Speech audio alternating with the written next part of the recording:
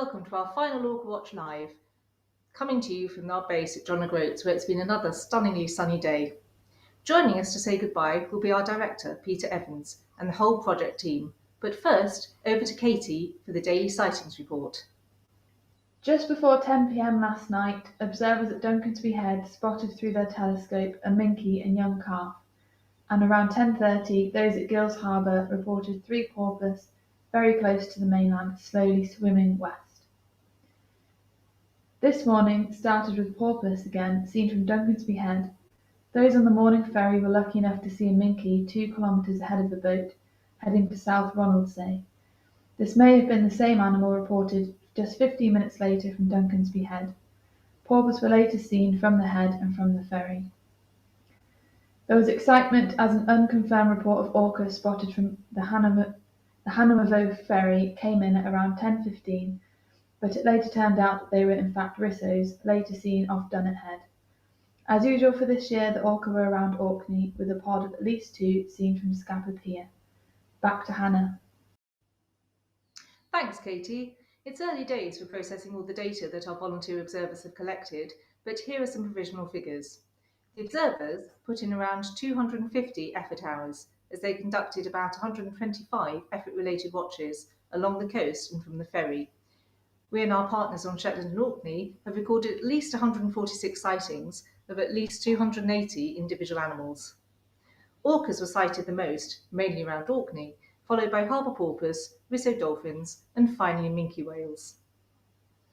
I'd just like to say a big thank you on behalf of George, myself, and all of Sea-Watch to all our volunteer observers, some of whom we met up on Friday evening. Maybe you'd like to join us here next year. We'd also like to give a thanks to the filmmakers Jake and Matt for True Luck the movie, and to Antonia and Lauren for their efforts capturing footage for a Sea-Watch promotional film. Thank you all, guys. Tune into our Orca Watch programme, our review programme, at 7:30 p.m. on Sunday the 26th of June for a more detailed look at our findings and a look back at Orca Watch 2022. But for now, we go over to our director, Professor Peter Evans, to formally end Orca Watch 2022. Well, we've had a super event this week. I wish I could have been there with you. I'm very jealous of the orca sightings many of you've had. And I'm really pleased that for some of you, this will be the first orcas you've probably ever seen.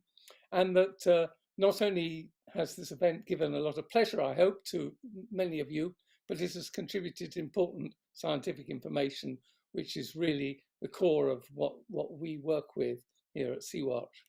So I just want to thank many people here who have contributed to this event, all the official volunteer observers for collecting the all-important data to help protect these wonderful animals, Steve Truluck for helping get eyes on the cetaceans and for helping to host the opening evening of talks with George, all the other dedicated watchers who return year after year to share the excitement of orca watching, the John O'Groats ferry for running the wildlife cruises, as well as the discounted scheduled trips, allowing our surveyors on board each trip, our regional coordinator on Shetland, Karen Hall, and from Orkney, Omri, and the Hebridean Whale and Dolphin Trust, who have contributed information from their end as well on the West Coast.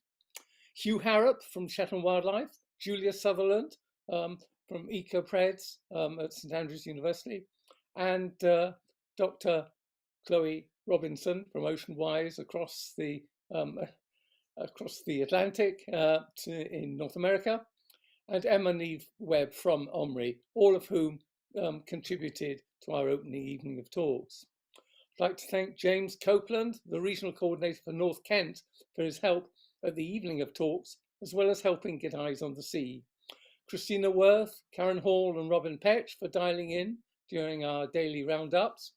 Claire Boardman, our regional coordinator, for supporting the event in a myriad of ways, always with good humour. And thanks also to her partner, Phil. Paul Castle, a Highland High Life Ranger, for his continued support. He's been a wonderful support to Sea-Watch for many years now, sending observations from the North Coast. Stephanie and her team at Together Travel for letting us take over the harbour library at our base, and to Zoe back at head office. The cabin at John O'Groats for offering discounted food and drink to our hungry, sometimes cold watchers. Thanks to all our accommodation partners, Together Travel, the Crofters Snug, the Northern Sands Hotel, Pentland Lodge Hotel, Seaview Hotel, and Windhaven Bed and Breakfast and Camping.